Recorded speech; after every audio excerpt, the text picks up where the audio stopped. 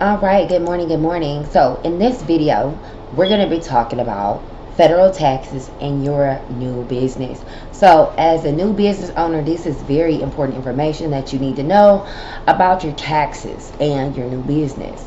So in this video, we're going to provide basic summary of what you need to know about successfully operating your business, as well as provide you with some of the resources for additional information.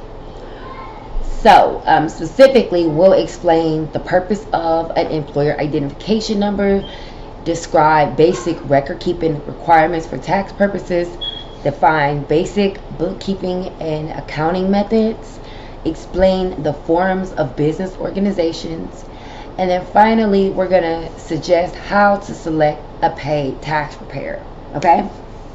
Okay, so before we begin, we want to remind you that you do need to also understand your specific state and local tax reporting requirements, in addition to the information that you learned here today on the federal side.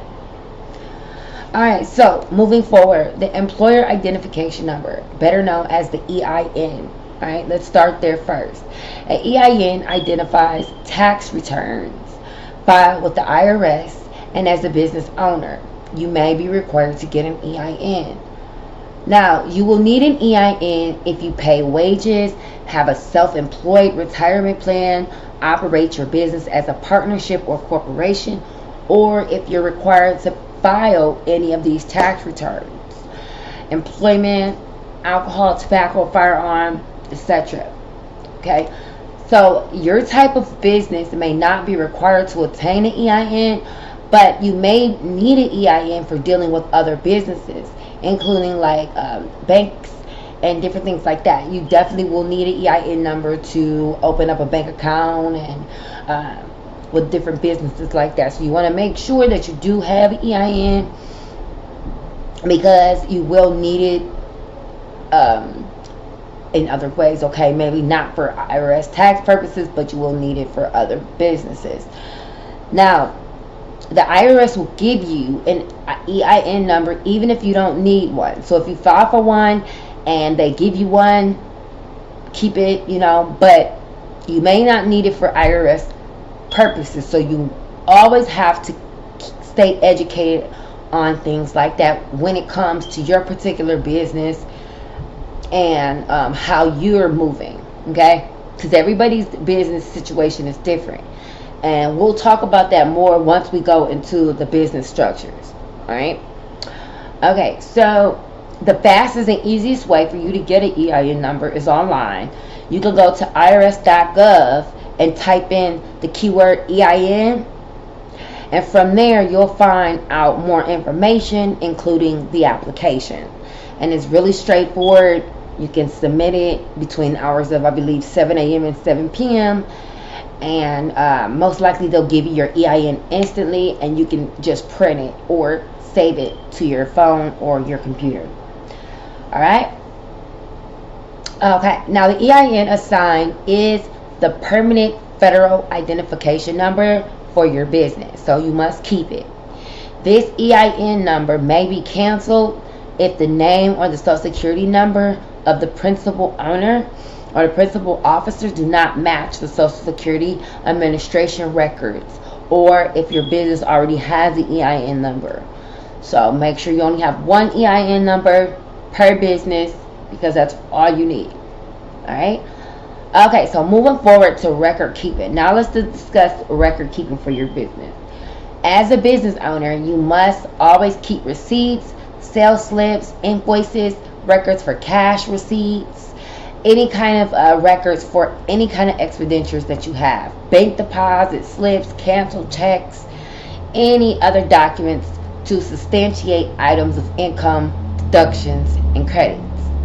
Although it may sound like a lot of work, unless you have records showing the source of your receipts, you may not be able to prove that some are non-business or non-taxable. Remember, recording these items will help you pay only the tax that you need to pay, only the tax that you are owed. Without these receipts, you may be liable to pay for way more money than you even have to. So it's very important for you to keep records. Keep your records, keep your receipts, and so forth. Okay? Now, let's look at how in-depth your records need to be and how long you need to keep them. Your records must support the claimed amount, the time and the place, the business purpose, and your business relationship to any other person involved. Okay? If your records are incomplete, they may not support your deductions. So make sure everything is complete. Like I said, it must show the claim amount, the time and the place, the business purpose, and the name of the person who you're doing business with. Okay? Try to have more than enough information than not enough. Okay? For your tax preparer. But you never know when the IRS may request these documents as well, so you always want to have them on hand. Alright? Now, you must keep your records if their contents may be material in the administration of any Internal Revenue Service law. Okay? But usually the statute of limitations for any income tax return expires 3 years after the return is due or filed, or 2 years from the date the tax is paid, whichever is later. Okay?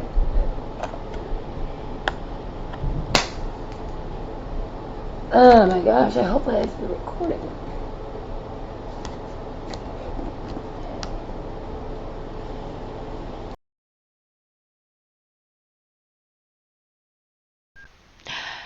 Now, to support items of income or deductions on your tax return, you must keep records until the statute of limitations for that return expires. Right? There are special record keeping rules if the records are connected to a property. Generally, keep these records until the period of limitations expires for the year in which you dispose of the property. You must keep these records to figure any depreciation, amortization, or depletion deduction, and to figure the gain or loss when you sell or otherwise dispose of any property. So in other words, keep all your receipts. You must keep the receipts on the old property as well as the new property until the period of limitations expires for the year in which you dispose of the new property, if that makes sense. Now, if you have any employees, then you must keep employment tax records too. You must keep all employment tax records for at least 4 years after the date on which the tax return becomes due or the taxes are paid, whichever is later. Right? There are some situations where records may have to be kept longer, but 4 years is adequate. Alright? If you change your method of accounting, records supporting the necessary adjustments may be material for an indefinite time, so keep it. And as discussed earlier, records that establish the basis for original or replacement property must also be kept longer. If you lose your records due to circumstances beyond your control, excuse me, such as a flood or an earthquake or a natural disaster, then you may substantiate a deduction by reasonable reconstruction. Okay? Now, for more information on that, you can actually see publication 583. It kind of go more into that on starting a business and keeping your records. Okay, so you might want to write that down. Publication 583. It goes over starting a business and keeping your records if you want a little bit more in depth than what I'm telling you in this video. Alright. Now, for information about employment tax records, you can see publication 15 on that. That's the employer's tax guide. Alright, so those two are very important when it comes to the employer tax records and your tax records for your business. Okay? Okay. Now, and another thing, if you want to find these tax publications, just go right to irs.gov, and you can go right in the search bar and type in record keeping, and then you will be able to find those publications easier that way. That's the easiest way for me to find it. So yeah, do it that way. Okay, now moving forward to bookkeeping systems. All right, many people who operate their own one-person business never really bother to set up a bookkeeping system. Their personal checking account serves as both their personal and business account, but the IRS recommend that you open a separate bank account for your business and your personal. Keep everything separate. Okay, there are two types of bookkeeping systems. All right, you have a single entry and you have a double entry. The single entry system is the simplest way to keep. With the simple entry system, you record a daily and a monthly summary of all business income and a monthly summary of your business expenses. So write that down. Now, this system focuses on the business's profit and loss statement, not the business balance sheet. Okay? Now, while single entry is not a complete accounting system, it does show income and expenses in enough detail for tax purposes. Okay, so that's why a lot of people use that, right? Now, the double entry system is more complex. It has built-in checks and balances. It is self-balancing and it is more accurate than a single entry system, right? Because all businesses consist of an exchange of one another information, double entry bookkeeping is used to show this twofold effect. Alright? So, accounting methods.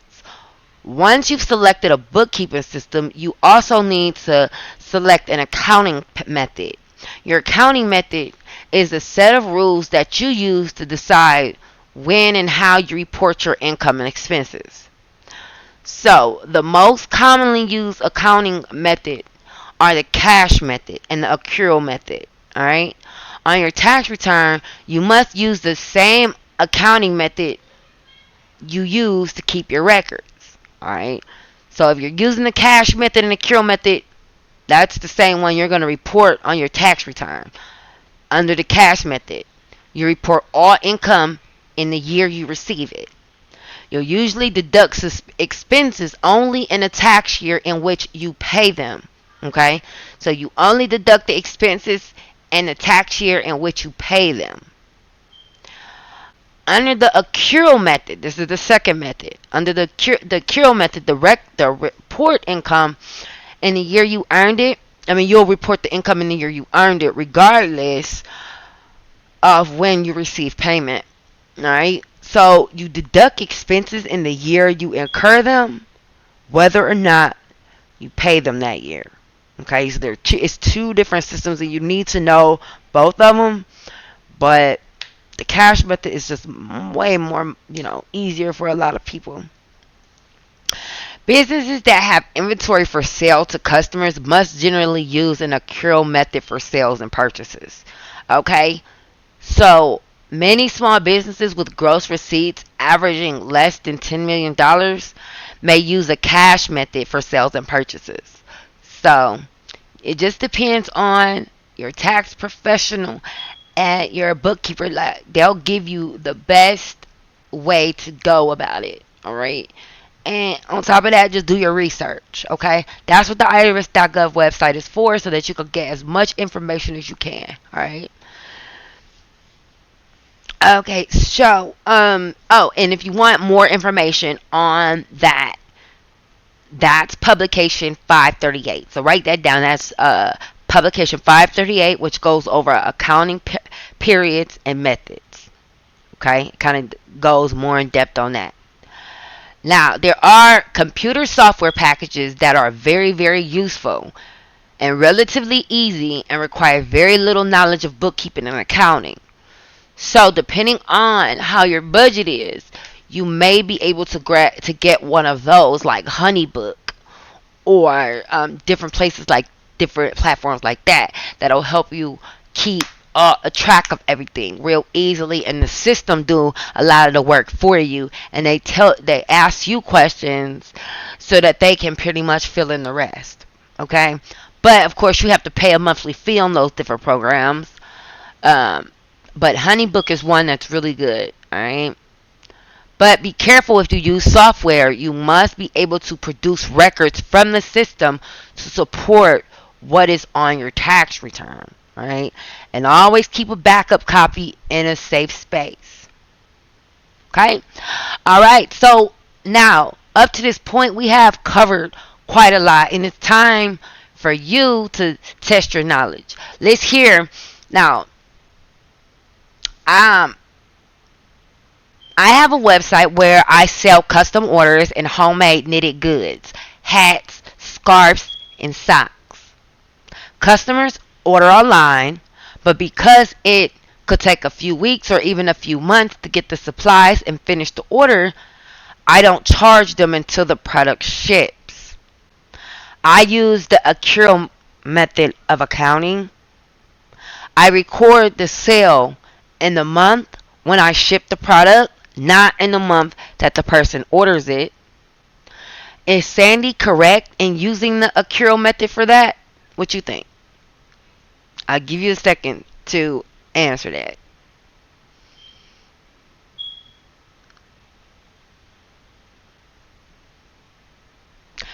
Right, it is. Sandy can use the accrual method of accounting. This method can be used because there can be some length of time between when a customer places an order and when it ships. Sandy records revenue when the customer is charged. That is when she ships the order. Okay? So if you got that right, you're right on the track. You're right on the right track, okay? All right, now let's talk about business structures. Now, early in the life of your small business, you'll need to decide on the structure of ownership. There are 5 common types of business organizations. You have sole proprietorship, partnership, corporation, S corporation, and limited liability company. Let's look at the advantages and disadvantages of each. Now, this is going to be the end of our first video. I want you to move on to part 2, where we're going to go more in depth into the 5 different types of business organizations and why they are important, the disadvantages of them, and the advantages of them. So, I will see you guys in the next series, part 2, and we will go a little bit further in this. I'll talk to you guys later. Bye.